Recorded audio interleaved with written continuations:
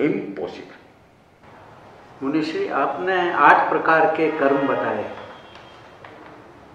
उसमें 4 घाती कर्म हैं और 4 अघाती कर्म। तो घाती कर्म आत्मा को किस प्रकार से दूषित करते हैं? क्या उसका कोई रासायनिक या न्यूरोलॉजिकल प्रोसेस है? क्या इनसे डीएनए या जेनेटिक कोड बदल जाता है? इन क्रियाओं का क्रम क्या है, ये हमको समझाइए। भंडारी साहब, ये जो कर्म का जो सारा प्रोसेस है वो आत्मा के साथ जुड़ा हुआ है। कहने का मतलब है जिसको हम कहते हैं साइकोसोमेटिक इफेक्ट। तो यहाँ हम कर्म को सोमा बॉडी मान लें और साइक मतलब आत्मा या चेतना या उसके अंदर जो चेतना में ज्ञान और शक्ति है वो मान लें।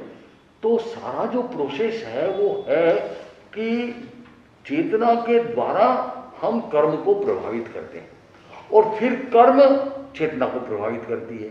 तो ऐसे एक परस्पर की एक साइकिल चलती है।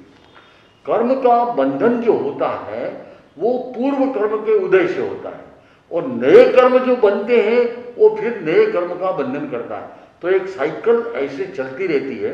उसको हम यूं समझ सकते हैं कि हर जीवित प्राणी में पेशेंस जिसको कहा जाता है, जिसको कषाय, क्रोध, मान, माया, लोभ, ये वृत्तियां, ये इंस्टिंक्ट हर जीवित प्राणी में बराबर निरंतर होती रहती है। ये वृत्तियां मूल होती है कर्म के प्रभाव के कारण, लेकिन होती है आत्मा में। आत्मा के भीतर एक परिवर्तन आता है और उसी परिवर्तन के कारण ज्ञान की चेतना आवृत है। उसी के साथ जिसको कहा जाता है कि आत्मा में जो चेतना है, न राग करना, न द्वेष करना, न कषाय करना, वो चेतना विकृत हो जाती है, जिसको कहते हैं डिस्टोर्शन। आत्मा का जो स्वभाव है वो मोह नहीं है, राग नहीं है, द्वेष नहीं है, क्रोध नहीं है। तो फिर ये कहां से आ गया? वो आता है कर्म के प्रभाव से। अब जो ये 8 कर्म बताए गए हैं, ज्ञानावरणी, दर्शनावरणी आदि, तो उसमें जो फंक्शन है कर्म का, ये तो मैंने जैसे बताया कि ज्ञानावरणी का मतलब है ज्ञान की चेतना को आवृत कर देना। तो वो चेतना जब आवृत हो जाती है तो हमारा ज्ञान जो है ऑब्स्ट्रक्ट हो जाता है। जितनी जितनी चेतना के ऊपर आवरण हटता है हमारा ज्ञान बढ़ता है। हम देखते हैं एक बच्चा है, एक प्रोफेसर है, एक साइंटिस्ट है, वो अपने ज्ञान का विकास कैसे करता है? उस ज्ञानावरणी कर्म की जो आवरण की शक्ति है उसको अपने पुरुषार्थ से, लर्निंग के द्वारा हमारा सारा ब्रेन का जो डेवलपमेंट है वो ज्ञानावरणी कर्म को धीरे धीरे आवरण को हटा करके हम अपने आप को ज्ञान के द्वारा आगे बढ़ाते हैं। मस्तिष्कीय ज्ञान, हमारा इंटेलेक्चुअल नॉलेज बढ़ता जाता है। ये ज्ञानावरणी कर्म की प्रक्रिया है। ज्ञान और दर्शन लगभग एक ही काम करते हैं। ये थोड़ा टेक्निकल डिफरेंस है कि जो परसेप्शन होता है फर्स्ट इंस्टेंट में, उसमें हम सामान्य रूप से किसी भी वस्तु का ज्ञान करते हैं, उसका नाम दर्शन दिया, परसेप्शन। और जब ज्ञान डिटेल में होता है आगे चल करके तो उसको ज्ञान।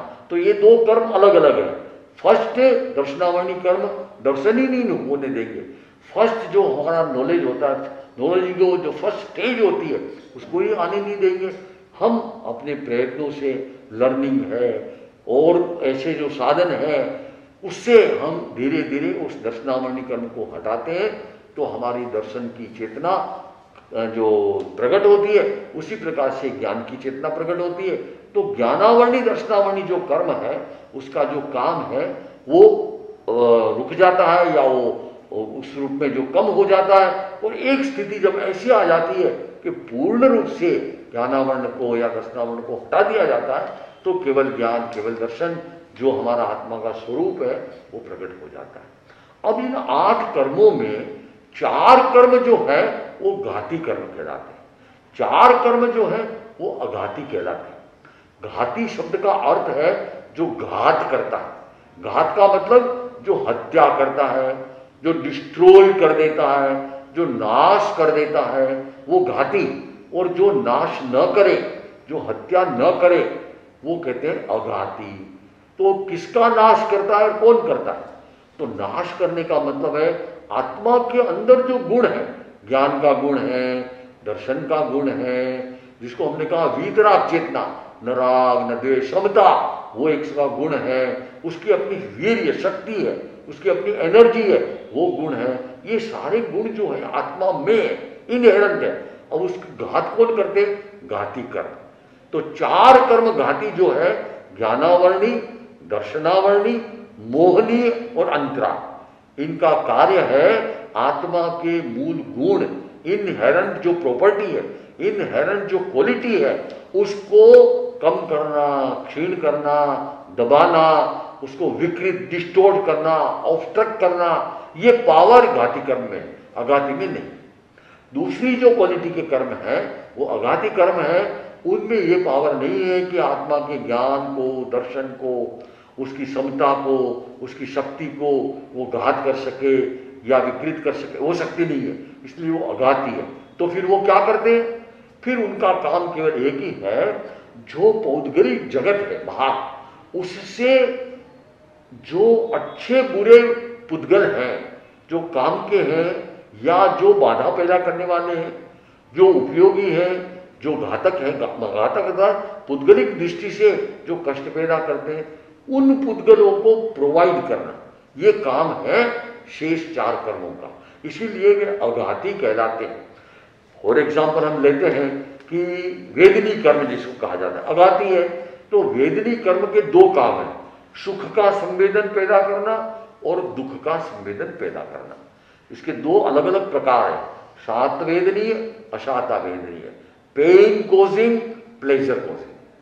तो जैसा कर्म आदमी बांधता है, अशाता बांधता है, तो उसका जब इफेक्ट होगा तो व्यक्ति को पेन होगा होगा और होगा।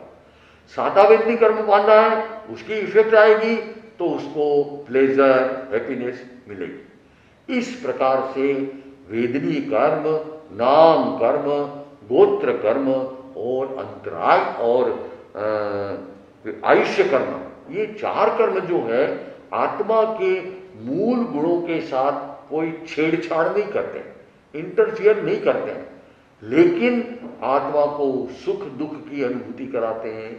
अच्छे बुरे पुद्गल, अच्छी बुरी स्थिति वगैरह उससे मिलती है। जो आत्मा संसार की अवस्था में उन पुद्गलों को, उन स्थितियों को भोगता है, उसको काम में लेता है, तो 2 प्रकार से होता है, या शुभ या अशुभ। शुभ होता है जिसको पुण्य कर्म कहा जाता है, अशुभ होता है जिसको पाप कर्म कहा जाता है।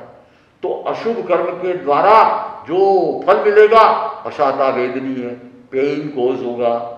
अशुभ नाम कर्म का उदय होगा तो बॉडी जो मिलती है वो कमजोर मिलेगी, वीक मिलेगी, उसका स्ट्रक्चर, उसका जो बोन स्ट्रक्चर है, बोन डेंसिटी है वगैरह, वो प्रभावित करेगा नाम कर्म। वो अगर स्ट्रॉन्ग होता है, जैसे कहा जाता है कि केवल ज्ञान उस शरीर में पैदा हो सकता है जिसका स्ट्रक्चर, बोन स्ट्रक्चर है, वो बहुत ही मजबूत होता है। उसका एक नाम है टेक्निकल, वज्र ऋषभ नाराज संहनन। इसका मतलब है very very strong structure of bone. तो जो हमारा स्केलेटन है अगर वो कमजोर है तो वो व्यक्ति तपस्या या साधना या ऐसी प्रक्रिया नहीं कर सकता जिससे केवल ज्ञान प्राप्त हो। उसके लिए अभी कहा जाता है कि वर्तमान जो युग है उस युग में काल के प्रभाव से वज्र ऋषभ नाराज संगनन हमें प्राप्त नहीं होता है, और इसलिए हम ऐसी प्रक्रिया, ऐसी साधना नहीं कर सकते हैं जिससे कि केवल ज्ञान प्राप्त हो। तो ये इस रूप में शुभ अशुभ पौद्गलिक सामग्री को प्रोवाइड करने का जो काम है वो अघाती कर्म का है। लेकिन आत्मा के मूल गुणों की हानि करना, उस पर आवरण करना, उसको कम करना, ये सारा कार्य है घाती कर्म का। अब जो हमने बताया कि नया कर्म जो बनता है वो क्यों बनता है, तो ये जो कर्म 8 है उसमें से घाती हो चाहे अघाती हो, अपना अपना काम करने के बाद में वो कर्म आत्मा से अलग हो जाते हैं, फिर उससे कोई डिस्टर्बेंस आत्मा को नहीं होता है। लेकिन इन 8 कर्मों में एक कर्म जो है जिसको कहा जाता है मोहनीय कर्म, जिसको हम कहते हैं deluding karma, the effect of matter on soul producing delusion. Delusion मतलब माया, मिथ्या, जिसको कहते हैं मोह, मूर्छा, जिसको कहते हैं आसक्ति, जिसको कहते हैं कि इसको डिस्टोर्शन इतना हो जाता है कि पहले तो आत्मा अपने आप को ही नहीं समझ सकता है, नहीं पहचान सकता है, उल्टा वो क्या करता है कि शरीर को अपना रूप मानता है, आइडेंटिफाई करता है। कोई पूछता है भाई तुम कौन हो, तो वो यही मानता है कि जो शरीर है वही मैं हूं। इसमें जो चेतना है उसको वो बिल्कुल ही निग्लेक्ट कर देता है। तो ये काम किसका है? ये मोहिनी कर्म का। तो अपनी धारणा, अपने कंसेप्ट, अपनी मान्यता, उसको बिल्कुल बदल देना, उल्टा कर देना, मिथ्यात्व कहते हैं इसको। राइट जो है उसको राइट नहीं समझना है और उसको रॉन्ग या फॉल्स मानना, ये मोहिनी कर्म का काम है। इसी प्रकार से मोहिनी कर्म का काम है क्रोध उत्पन्न करना, मान उत्पन्न करना, माया उत्पन्न करना, लोभ उत्पन्न करना। ये जितनी नेगेटिव इमोशन है मनुष्य के भीतर, प्राणी के भीतर, छोटे से प्लांट में भी, ये सारी वृत्तियां, इंस्टिंक्ट, ये सारी होती है। इसका मूल कोष है मोहिनी कर्म। तो ये मोहिनी कर्म हमारी मान्यता को मिथ्या करके और हमारे चरित्र को, चरित्र मतलब हमारे व्यवहार को, बिहेवियर को नेगेटिव इमोशन के द्वारा प्रभावित करके, और वो उसको ऐसा कर देता है कि जिससे नए कर्मों की बंधन की श्रृंखला चलती रहती है। ज्ञानावरणी कर्म उदय में आएगा, इफेक्ट देगा तो ज्ञान नहीं होने देगा, दर्शनावरणी कर्म दर्शन नहीं होने देगा, अंतराय कर्म शक्ति को काम में नहीं लेने देगा, आदि आदि। मोहिनी कर्म उदय में आते ही या तो अपनी जो बिलीफ, अंडरस्टैंडिंग, अपनी आइडेंटिफिकेशन है उसको बिल्कुल विपरीत कर देगा, मिथ्या कर देगा, और हम जो नहीं है उसको हम मानेंगे ये मैं हूं, मैं शरीर हूं, ये पुद्गल मैं हूं, ये सारा मेरा है, और चेतना को भूल जाता है, चेतना नहीं है ऐसा भी मान लेता है।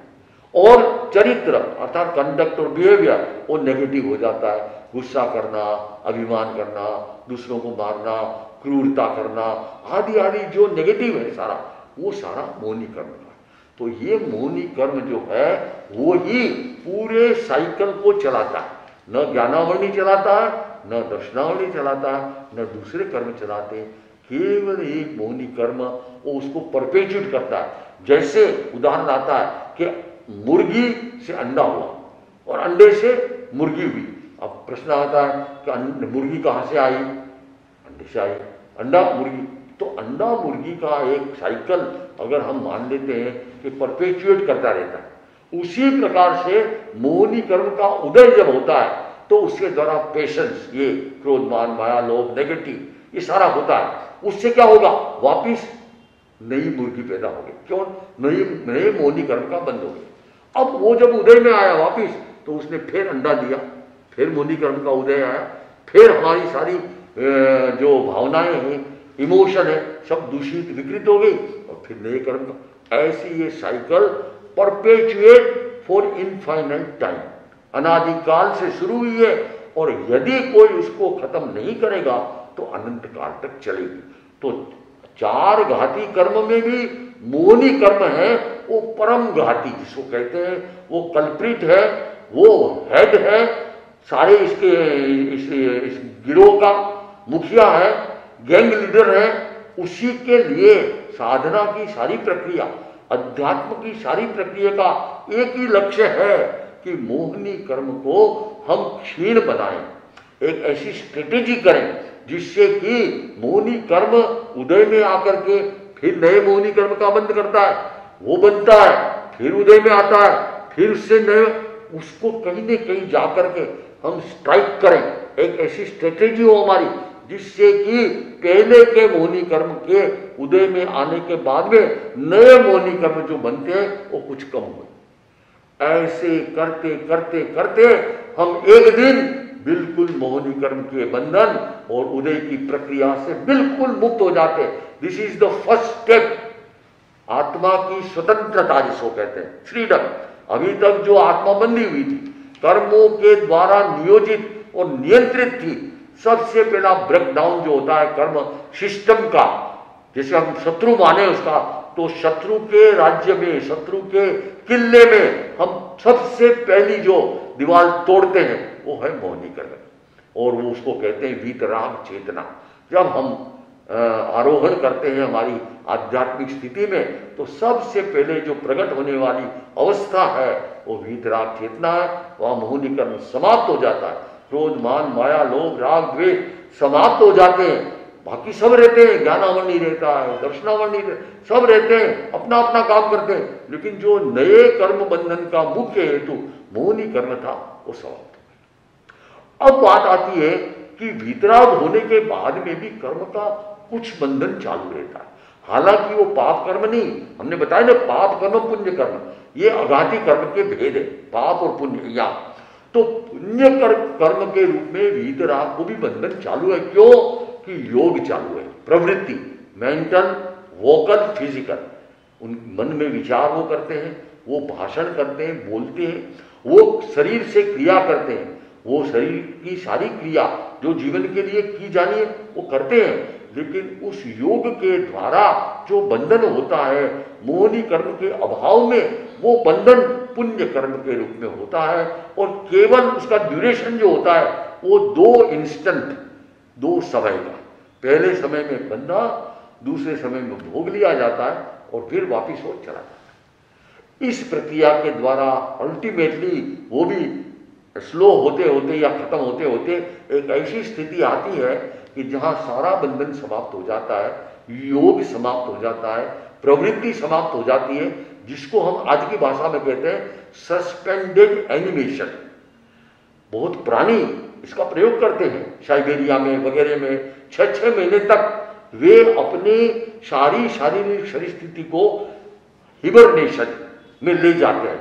तो वहाँ quality of blood circulation, heart rate, सब metabolism, it is nearly zero, not exactly zero, बहुत नाम मात्र रहता है। जब ये अवस्था आती है आत्मा की मोक्ष जाने की, तो पहले ये हिबरनेशन, सस्पेंडेड एनिमेशन होता है, सारी क्रियाएं बंद होती है, नए कर्म का बंद होता है, पुराने कर्म जो बाकी रहे उनको भोग लिया जाता है, और फिर मुक्ति की प्राप्ति होती है। तो ये एक स्ट्रेटेजी लेकर के आत्मा अगर चले तो अनादि कर्म के इस बंधन से वो मुक्त हो सकती है। हमारी जो सारी लड़ाई है, युद्ध, कहा गया है कि आत्मा के साथ युद्ध करे, अपने साथ, मतलब अपने साथ जो कर्म बंधे हुए हैं उन कर्म को आइडेंटिफाई करें, और उसमें सबसे पहले मोहिनी कर्म को हमें समाप्त करना है। तो मैं समझता हूं मैंने काफी ये क्लियर किया है। अब नेक्स्ट इसमें हम उसको और क्लियर कर सकते हैं। हम